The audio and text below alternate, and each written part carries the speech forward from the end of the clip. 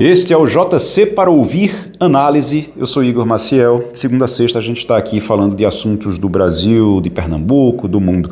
Deixa eu falar sobre a escolha de Lula para o STF, porque tem muita gente criticando, porque o Lula, ele escolhe gente que é da cozinha dele, do quintal dele, para o STF, isso é um absurdo. É um absurdo. Mas ele está sendo pragmático dentro da regra, dentro da lei, do jeito que todos os presidentes fazem. A regra hoje diz que o ministro do STF ele precisa ter notório saber jurídico. Já evoluiu, viu? Já foi pior. Antes dizia que tinha que ter notório saber, não dizia nem que era jurídico, era notório saber. Por causa disso, lá atrás, até indicação de médico já teve. Lá atrás, estamos falando de mais de 130 anos atrás, mas até indicação de médico já teve para o STF, por causa desse notório saber. E aí modificaram a regra para notório saber jurídico. Então tem que ser alguém da área jurídica, pelo menos isso, né? Mas ainda é um conceito muito amplo.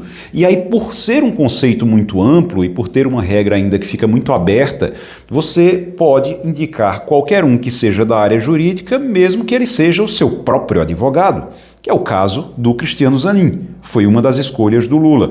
Mesmo que ele seja o seu próprio ministro. Foi o caso do Flávio Dino. E aí você diz, mas aí porque o Lula, ele é errado, ele é corrupto, ele é isso. Ok, mas não é por isso não. Ele faz porque ele está sendo pragmático dentro da regra do jogo. A regra do jogo é essa.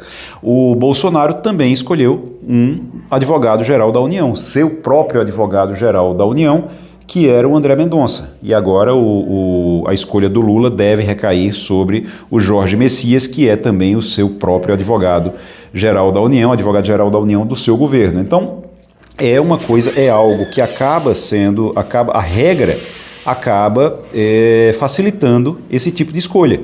Então, assim, o que é preciso fazer é tentar modificar essa regra.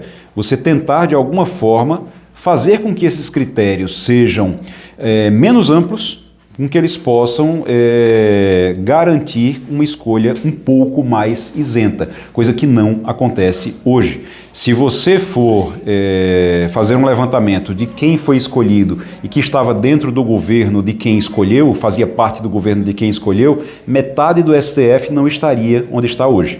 Então, as regras precisam ser revistas. E aí você diz, mas não tem todo um controle? Tem. A indicação do presidente, o indicado precisa ter notório saber jurídico. Fora isso, precisa ter uma definição, essa definição no caso é resolvida, é finalizada no Senado. Ele é escolhido no Senado dentro de uma sabatina. Essa sabatina, ela não rejeita um indicado pelo presidente há pelo menos 130 anos.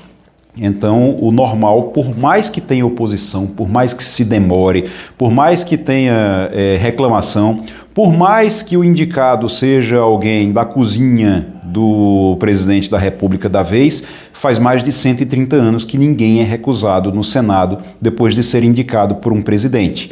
Existe, sim, um grande problema. E esse problema é criado pela amplitude das regras e dos critérios para a escolha dos ministros do STF. Essa escolha precisa mudar, esses critérios precisam mudar e essa reforma precisa começar da base dessa indicação. Então é isso. Vamos aguardar agora o Jorge Messias. É mais um ministro que deve ser indicado aí exatamente pela fidelidade a quem indica, como tem sido sempre assim, e enquanto isso continuar, é difícil falar em mudança no STF, é difícil falar em algo que é essencial entre os poderes, que é a independência, mesmo que harmônica, mas independência essencial para o funcionamento dos poderes da República. Eu sou Igor Maciel, esse é o JC para ouvir análise, agradeço a você pela audiência, a gente volta na segunda-feira aqui no Spotify. Um grande abraço, tchau, tchau.